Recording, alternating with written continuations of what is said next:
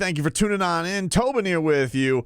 And big announcement, if you guys have missed it, we got a new Dolphins podcast for you guys to check on out, and that is the Porpoise Pod, which is going to be myself, Alejandro Solana, doing your Dolphins coverage every which way. We're going to get silly with it. We're going to be boots on the ground. I wish if you guys could. We're going to get launching. Probably got a little teaser episode. I got a place for you guys to go subscribe right now. I'll put that link right here in the description for you guys to check out. And then we'll be able to give you the regular updates. We're going to be doing that starting, I would say probably Sunday is going to be our first episode because we're going to react to the first preseason game. So hope you guys can come check that on out. That would be very meaningful to me. I would appreciate that. And y'all the best, man. Thank you for that. And if you guys like the Tobin and Leroy radio show, that is not going anywhere either. You guys can still get us 4 hours every single day. Subscribe to the podcast there. And also to our YouTube channel, youtube.com/StickMiami. I know a lot of you guys used to get that on this channel. You guys can now get that on 790 The Tickets YouTube channel. Here, we're getting to our own silliness here. Now, I was very excited to see this, right? So Tyreek Hill has basically been like the Dolphins promoter, right? Like almost like a boxing promoter. He's like Dolphins Dana White, always just like talking up the biggest thing for them. He's been their biggest hype man.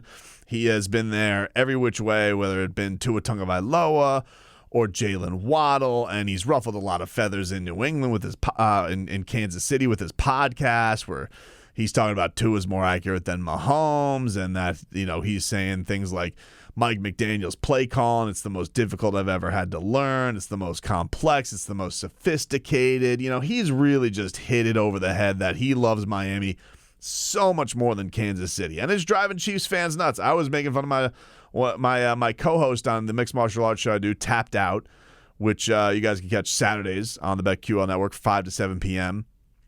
And he does his shows in Kansas City, and they're furious with Tyreek Hill, and everything that he is saying and spewing this whole off season. But I think that this may be the thing that maybe sets them off even more. Now, you're gonna have to give me a little bit of grace here, but I did some reading between the lines, and I basically am hearing Tyreek Hill here. And you tell me if you're hearing the same thing, 'cause this is what I'm hearing. I'm basically hearing that he says that Mike Gesicki is going to be the Miami version of Travis Kelce. This was Cheetah. It's definitely important. That's why I'm always in Mike's ear. Like, next time y'all interview him, just ask him, how aggravating is Tyreek? Like, I literally ask him that question, and he'll tell you, man, Tyreek is, like, literally in my ear all the time about the greatest tight end. And I tell him all the time, man, like, Kelce was my best friend on the Kansas City Chiefs. We hung out together. We did a lot of things together. So I told him I need that same relationship for him. Like, when I came here, I want you to be my best friend. The tight end is always my best friend. He was the same way in high school, too. I don't know why. It's look, it's pretty great when you hear that, because it's funny. You have this situation this year with Mike Gesicki, right, where we all know how talented a pass catcher is. We all know the incredible catches and the athletic feats he can do, jumping over people, and the heights that he can go grab the football. But you have two situations here with Gesicki having to live up to big standards, with the coach who basically looks at this and he's like, is this guy able to be George Kittle? And then you have Tyreek Hill, who's like, who's my best friend, who was my running mate there, Travis Kelce. And if you're Mike Gesicki, like, you got to love that on some level, because these guys know what the standard is and they want you at a certain level. And I think we all know that that Gesicki's not all the way at those guys' level. He's not there, but could he be? I mean, could he get there? Like, it feels like there's no tangible reason why he couldn't be there with the physical stature that he has, the athleticism that he has. Like, why couldn't Mike Gesicki get there? Why can't he get there to the level those guys are at, where he is making the money that he wants? Obviously, being on the franchise tag this year, he's not thrilled about, but to have Tyreek Hill compare you to a guy like Travis Kelce, and that whole tight end cult thing with their tight end university is very, very strange. It's an interesting thing that they got going on there. But Tyreek Hill once again saying to the idea of, I want you to be my best friend, leads me, like, I'm hearing that, I'm just like, yeah, like, use me, benefit you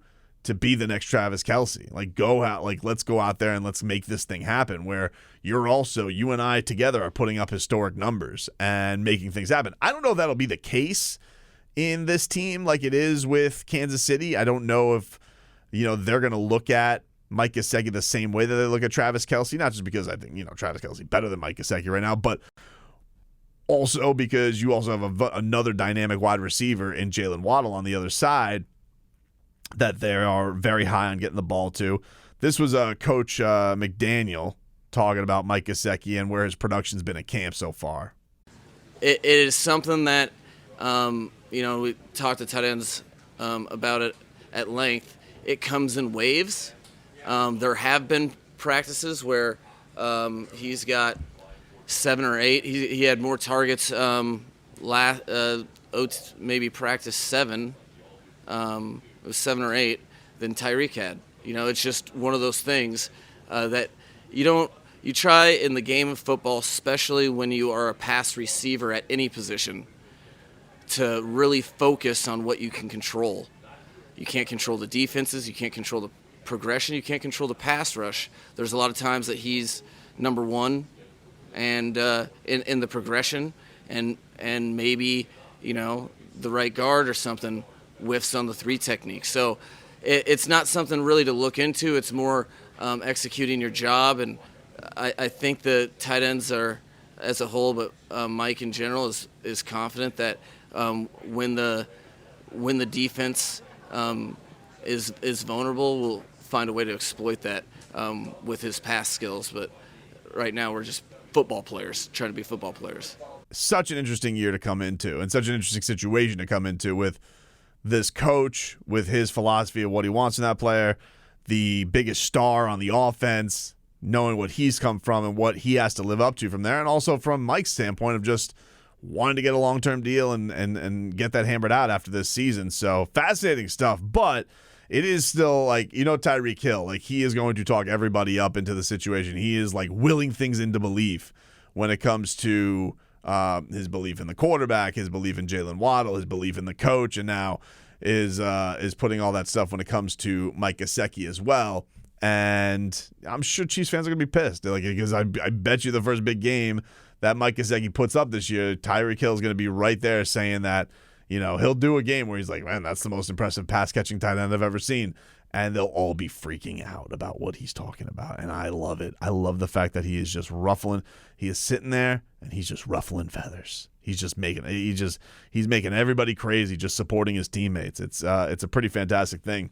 Speaking of teammates, this is a big story that came out yesterday, late last night, probably around 8-ish is when I first saw it. But Sports Business Journal is reporting that the Miami Dolphins have a new succession plan, and that Stephen Ross is apparently not going to sell the team to Bruce Beal.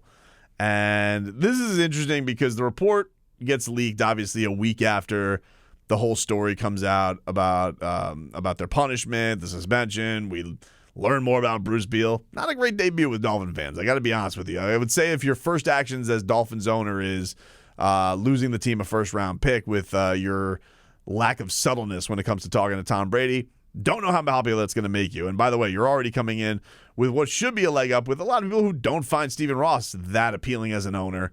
But, Stephen Ross didn't lose a first-round pick when he tried to go get Jim Harbaugh. He just made Tony Sparano really mad.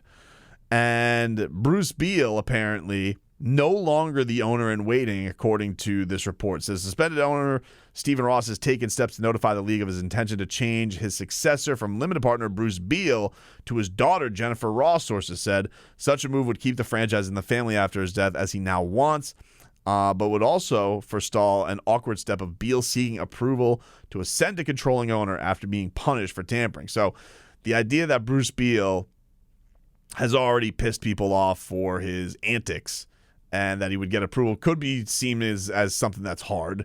And we already know that rat fink Robert Kraft was out here boo-hooing, they tampered with me. They haven't done anything illegal. But either way, and I don't agree with the Dolphins being punished the way that they were. I just think it's just way too harsh, taking away 2 draft picks for something that didn't even work. Very excessive. But this guy, Bruce Beal, was basically told to take a hike for the year. And this is the part where I'm not quite buying it. So it says, Ross circulated a draft document with the league at some point in the past few months, sources said. The process has not actually been completed, and it's not clear whether it will be. Regardless of where the process ends, multiple sources said that Ross has told NFL executives of his desire to pass the team on to his children. Ross and Beal jointly declined to comment. Okay, let's just unpack a couple things. One, that they say that, and then it also says Ross's evolution on estate planning is not related to the recent tampering tanking investigation. One source saying that it predates the investigation entirely. On August 2nd, both Ross and Beal were suspended and fined for tampering, with Roger Goodell saying the violations were unprecedented in scope and severity with the whole Sean Payton thing. So, all right, let's just say what they're saying is this estate planning didn't happen before the tampering. All right, well, first of all, we've known they've been in an investigation for a very long time, right? Since when did Brian Flores' lawsuit drop? Probably in the winter. Okay, so February, March, April. So it's been going on for months. I'm sure at some point investigators relayed evidence to Stephen Ross answering a question. So he probably knew that Bruce Beal messed up a long time before the suspension was handed out. So I don't buy the idea of, this predates the actual ruling. Yeah, I'm sure it predates the ruling coming out. I mean, the Dolphins had a statement ready to go the day that this whole thing comes down. I don't think that Stephen Ross was surprised that Bruce Beal was going to be punished in some way. Pretty sure that he knew that was going to happen, and I'm pretty sure he was pissed off about it. Like, the idea that, this predates, so this has been... No, that's bullcrap. That's the thing that make it look good. Like, all of the sudden, the news leaks that Bruce Beal, who's just getting some notoriety now nationally of, hey, this guy was going to be the guy that buys the Dolphins, and now, he royally screwed up because he tampered like an idiot and got caught. No, there's no way I buy the fact that this is unrelated to tampering. Of course it is. This is a man in Stephen Ross who does anything he can to spend on this team. I've always given him credit for that.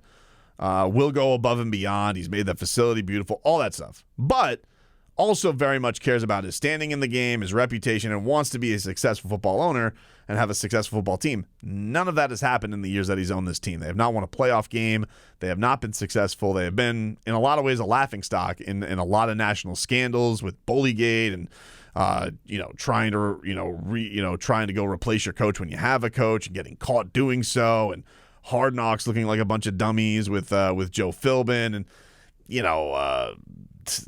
Adam Gase having coaches do blow in the locker in their offices, and all of that stuff put together. And then you had the whole tanking season as it was, where your team is getting called out for the potentially endangering players. So this guy is very, very conscious of his reputation around the game not being fantastic. Now you add on top of it, you've also gotten him suspended or played a part in him getting suspended. And also, you never got Tom Brady. You never pulled through on the thing that you were supposed to pull through on. Yeah, I would say for an owner of Stephen Ross's age and,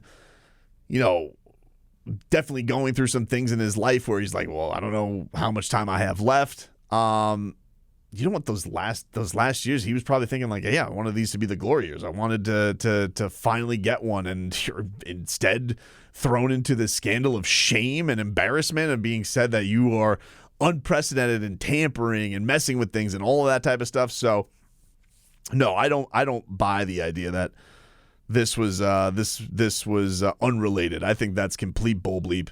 I think this is completely related, and I think that Bruce Beal probably pissed off a lot of owners. Probably pissed off Stephen Ross, embarrassed Stephen Ross, and he goes, you know what? Staying in the family. Because ultimately, look, if Jennifer Ross, his daughter, doesn't want to run the football team, which is another odd thing. Like, Stephen Ross has owned this team for a very long time. He is very old, has been old, and now all of a sudden his children want to own a football team, or he feels the desire to pass his team on. That's kind of an odd shift that has happened. Now, she already owns a stake in the team and has a piece of the team, but it's kind of an odd shift where you would go from the standing of 5 years ago, 6 years ago, you have a plan already in place for who's going to take over for you or who you're going to sell to, and now all of a sudden you want to keep it within the family.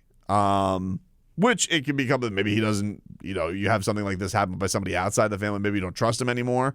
Clearly, that this individual, that's the case, but maybe anybody.